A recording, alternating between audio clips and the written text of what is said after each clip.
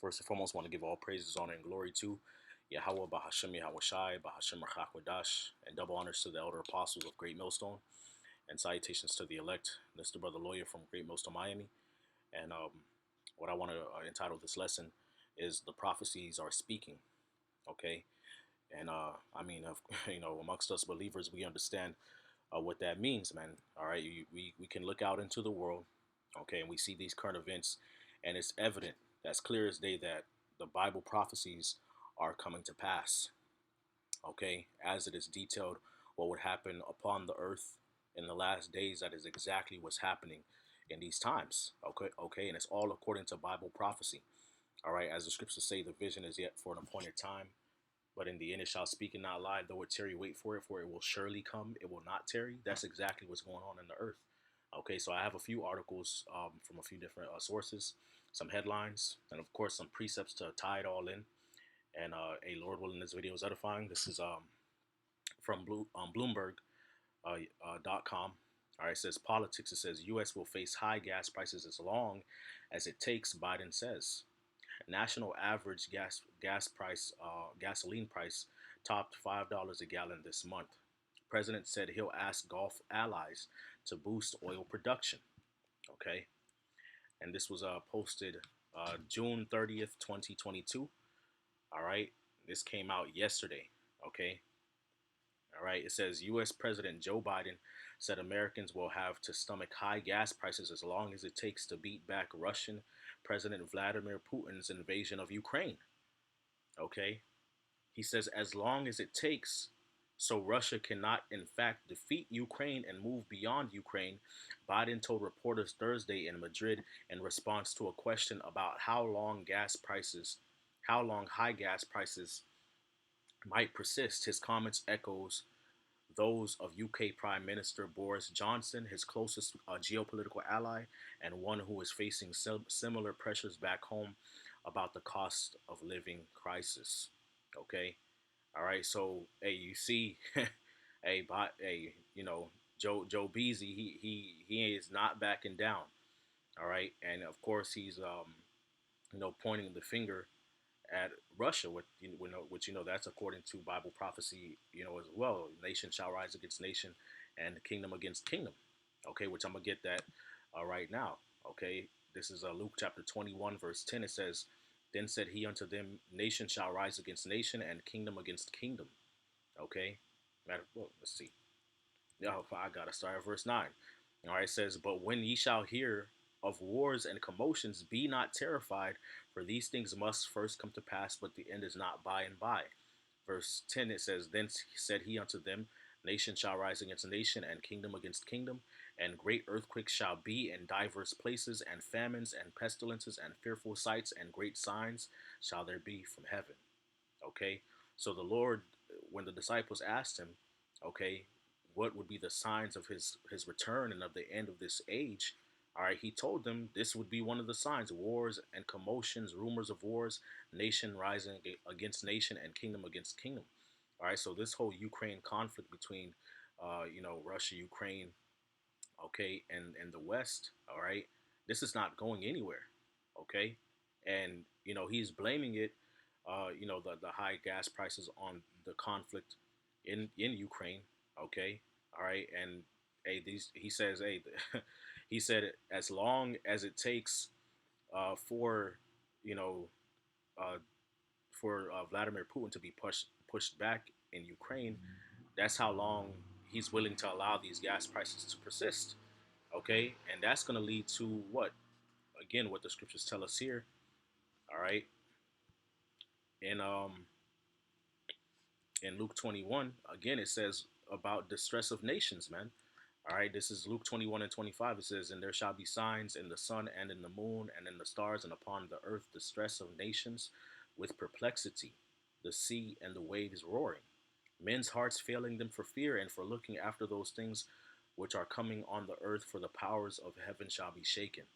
Okay, so distress of nations, man. All right, let's look up the word distress.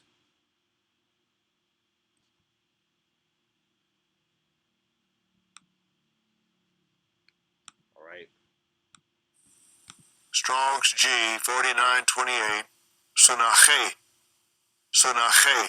Sunake, a holding together, a narrowing, a contracting part of a way. Metaphor straits distress, anguish, restraint, anxiety, anguish, distress, man.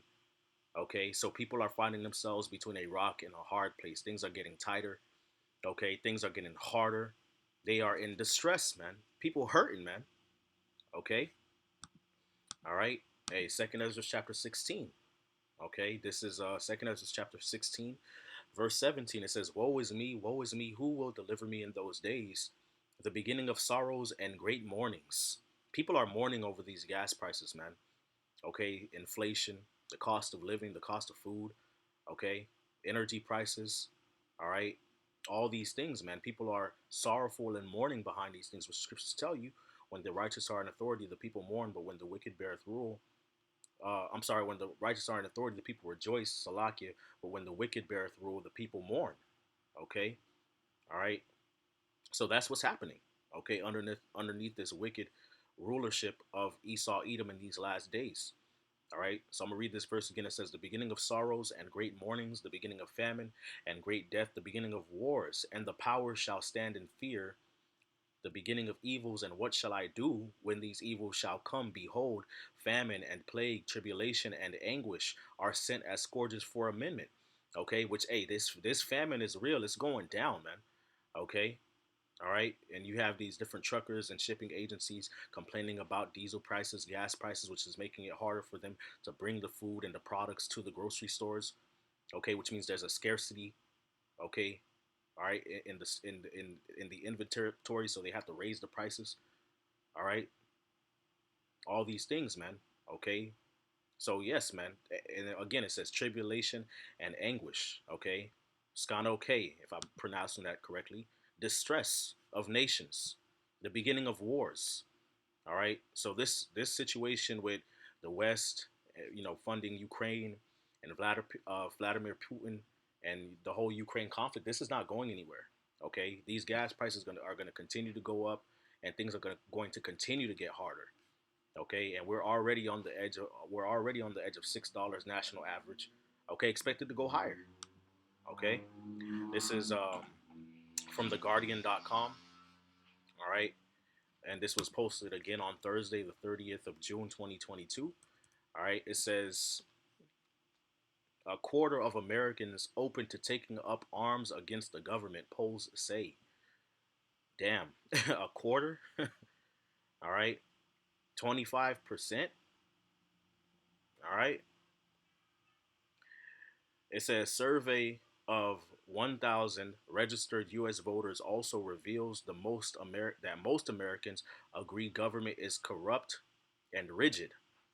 Okay, so people are disenchanted with their government, man. All right, they're done with this place. More than one quarter of U.S. residents feel so estranged from their government that they feel it might soon be necessary to take up arms against it, a poll released on Thursday claimed. This survey of 1,000 registered U.S. voters, so these people are registered voters, man. Okay, they are invested in politics of the United States. Okay, and where things go, it says this survey of 100 registered U.S. voters published by the University of Chicago Institute of Politics also revealed that most Americans agree that the government is corrupt and rigid against everyday people like me. Okay, all right. So people are frustrated, man. Okay, and that goes back to the distress of nations. All right, but they straight up saying it might soon be necessary to take up arms against the government, man, which means locked and loaded, aiming for the people that they put in power, man. All right, so all of this, oh well, America, another civil war is not coming. Okay, nah, that's not gonna happen. All right, man, you can continue to put your head in the sand, man, but the way things are looking right now, the climate, okay, the political climate, the social climate of Babylon, the economic climate of Babylon, the Great America is, man, the tension is so thick that you could literally cut it with a butter knife. Okay, You could literally cut it with a butter knife. That's how thick it is in the air, and you can feel it, man. All right, going about your day, going about your business, thinking things honky dory. People saying hi, smiling. All right, nah, that's all fake, man. That's all fake, man. All right. It says the data suggests that extreme polarization in U.S. politics and its impacts on Americans' relationships with each other remains strong. Okay. So what impact is it having on Americans' relationships with each other?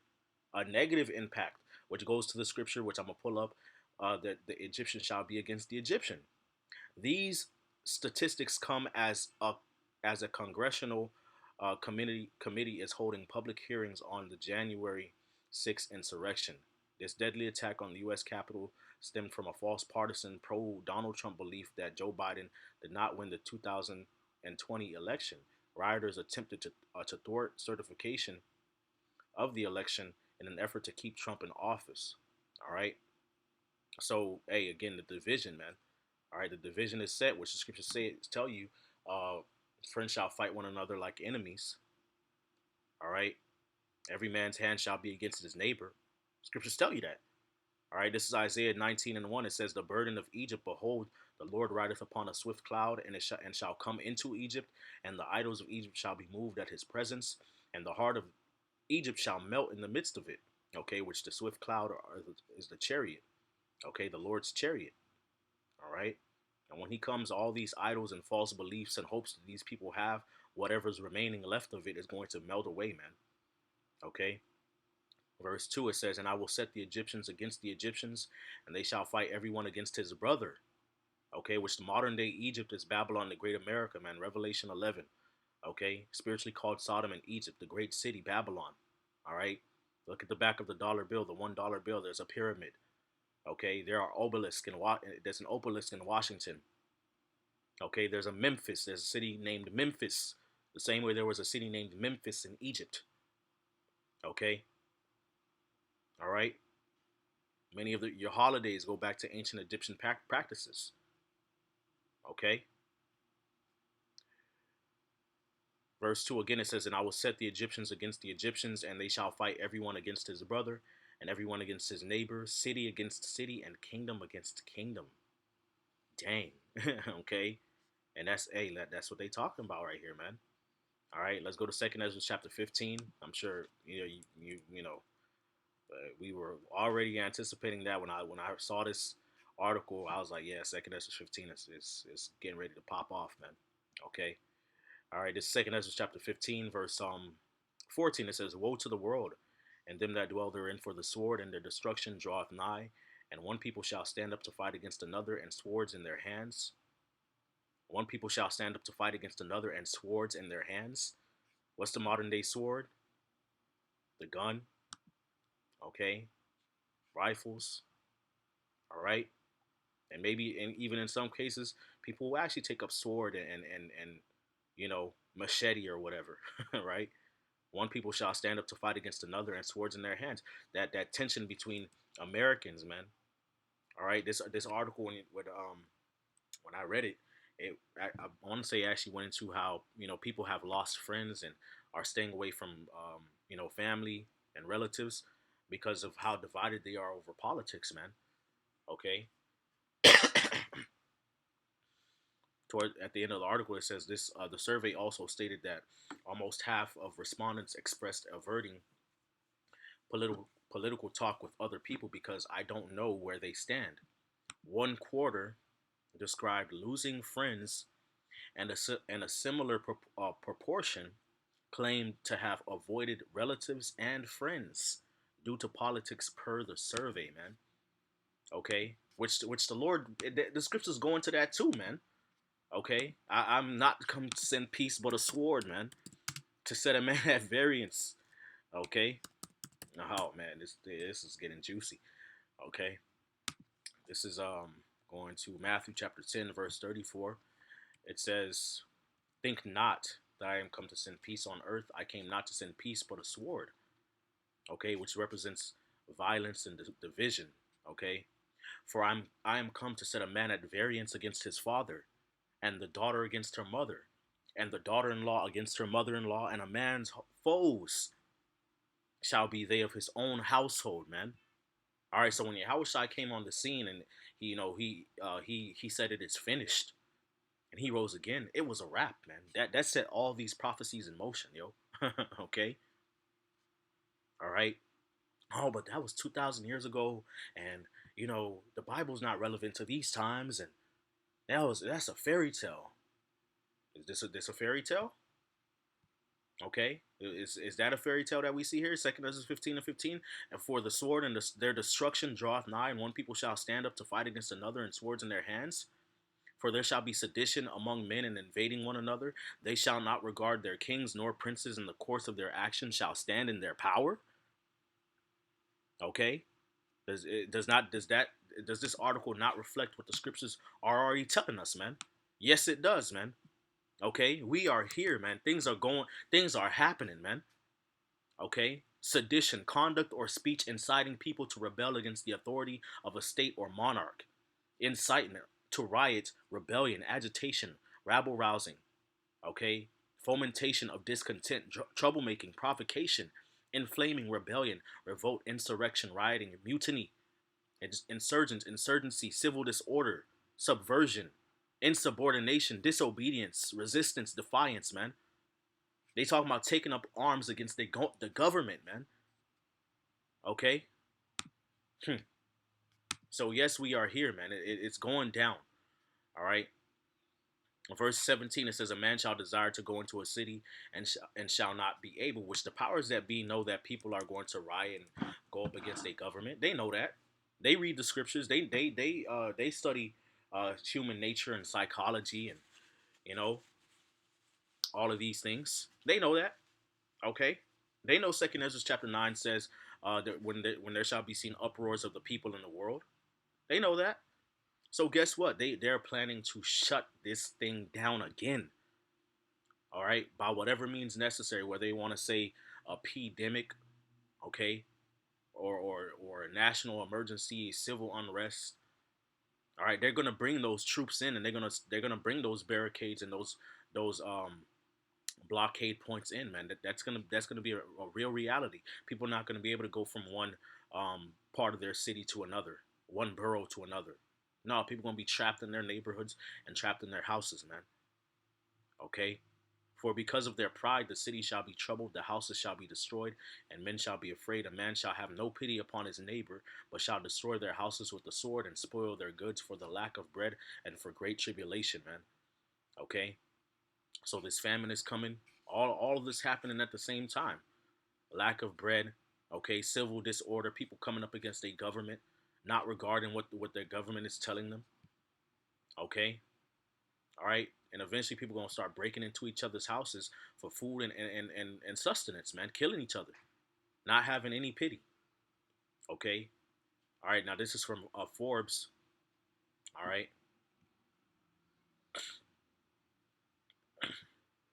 Forbes.com. It says how to move out of the U.S. and the best places to escape. How to move out of the U.S. and the best places to escape. All right. Which that's spiritual because the scriptures say, "How hath the golden city ceased, man?" All right. People always wanted to come to America, the land of opportunity. All right. Thinking this place was paved with gold. All right. That this was the promised land, all this other stuff, man. But the value of Babylon the Great, its value in people's eyes has diminished. It's done. Okay. Isaiah 14:4 says that thou shalt take up this proverb against the king of Babylon and say, how has the oppressor ceased and the golden city ceased? Okay. All right. People are looking at this place like, man, we're tired. We're tired of it. We want to leave. Okay. And again, this article came out June 30th, 2022. That was yesterday. Okay. All these articles came out around the same time, man. All right. From the one that's talking about taking up arms against the government. Okay. All right. To the one that's talking about, the high gas prices and the tension with Ukraine and Russia, along with this one, man. I mean, this headline is like, wow, how to move out of the U.S. and the best places to escape. All right, the people want to escape. Okay, all right, look up the word escape, man. To break free from confinement or control, to elude or get free from, to get away, get out, run away, run off, break out, break free, get free, break loose, make a break for it, bolt, clear out, flee, fly, take flight, make off, take off, take to one's heels. All right, dang, man. Wow, wow, wow. All right. So, hey, the article it says wondering how to move out of the U.S. You're not alone. Between the recent Supreme Court decision on abortion rights, gun violence, and other safety concerns, racial tensions, politics, inflation, and more, many Americans have had enough and are thinking about moving abroad following the U.S. Supreme Court's controversial decision to overturn Roe v. Wade on Friday. The site International Living, a leading authority for anyone looking for global retirement or relocation opportunities, witnessed a surge in traffic with people searching for a number of move to terms. This includes terms like moving out of the US. I want to move out of the US. Moving out of the US, how to leave America and leaving America, with top search volume coming under the phrase how to move out of the United States, which spiked by a staggering 4,000%. Okay? Damn. Yeah. Dang. Man, if that's not some Bible prophecy for that ass, man. Shit. All right. Americans who perhaps had the idea in the back of their minds to look for a foothold overseas, if not a new home entirely, are taking this Supreme Court ruling on Roe v. Wade as impetus to actually do something about it. And they're looking for guidance, says Jennifer Stevens, executive editor of International Living. As one visitor to our website put it, my husband and I were just talking about this idea with our kids. They're frustrated. We're frustrated. It's too much. Okay. Oh my goodness. Wow. Wow. Wow. All right. So, hey, let's hop into the prophecies, the precepts. This is Jeremiah 15. I'm sorry, 50 and 16. It says, cut off the sower from Babylon and him that handleth the sickle in the time of harvest. All right, which we see, a lack of harvest. Okay, all right, because of droughts, because of no gas for the machines, the tractors to work. Okay, all right, the shipping, all those things. So there's a lack of food. Okay, it says for fear of the oppressing sword, for fear of the oppressing sword. So they're afraid of the government, of politics. You know, they're disenchanted. They're estranged. Okay. It says, cut off the sower from Babylon, and him that handleth the sickle in the time of harvest, for fear of the oppressing sword. They shall turn every one to his own people, and they shall flee every one to his own land. Bye bye, Miss American Pie. Jeremiah 51 and 9. We would have healed Babylon. Oh, I'm sorry. I gotta read up. Jeremiah 51 and 7. It says, Babylon hath been a golden cup in the Lord's hand, that made all the earth drunken. The nations have drunken of her wine, therefore the nations are mad. So everybody used to love to come to America. They were under the influence of its wine. Let's come here and make money and live good lives and, you know, get rich. The nations have drunken of her wine, therefore the nations are mad. Babylon is suddenly fallen and destroyed. Howl for her, take balm for her pain. She's in pain. If so be she may be healed. We would have healed Babylon. We would have healed Babylon, but she is not healed. Forsake her, and let us go every one into his own country, for her judgment reacheth unto heaven, and it is lifted up even unto the skies. Yo, hey, look, man, we gotta bounce, yo. That's what people saying. Now, granted, us men of the Lord, all right, Lord willing, we are men of the Lord, man, and us believers in Yahweh Bashim Shai. We're gonna wait on the Lord to come and deliver us, because the scriptures say that the Lord's gonna deliver the elect, the remnant from the from the four corners of the earth, man. All right, and from the north country. Okay, so we're gonna wait upon the Lord, but the spirit of the people in the world are, verse 9 again. We would have healed Babylon, but she is not healed, man. The show is over, man. The party is up. Forsake her and let us go everyone into his own country, for her judgment reacheth unto heaven and is lifted up even to the skies. All right, Isaiah 13 and 14, it says, and it shall be as a chased roe and as a sheep that no man taketh up. They shall everyone turn to his own people and flee everyone into his own land. Okay, so people are done with this place. All right, it's a wrap. Okay, and it's only gonna get worse, man. All right, this is not the only article I found about this, man. It's just the one that really really stood out to me. So that's why I chose it, man. But yeah, yeah, yep. The prophecies are speaking, man. Matter of fact, I gotta get Habakkuk chapter 2 and 1. It says, I will stand upon my watch and set me up upon the tower, and will watch to see what he will say unto me, and what I shall answer when I am reproved. And the Lord answered me and said, write the vision and make it plain upon tables, that he may run it that readeth it. Okay, which the tables are these scriptures, man. Okay, all right, write it in a table and note it in a book, that it may come be for a time to come forever and ever. Okay, plain. All right, we read these scriptures, we break it down plain. All right, that he may run that readeth it. So we see the vision. All right, like the watchmen in the ancient world, they would see the vision of what's coming based off of what they're standing.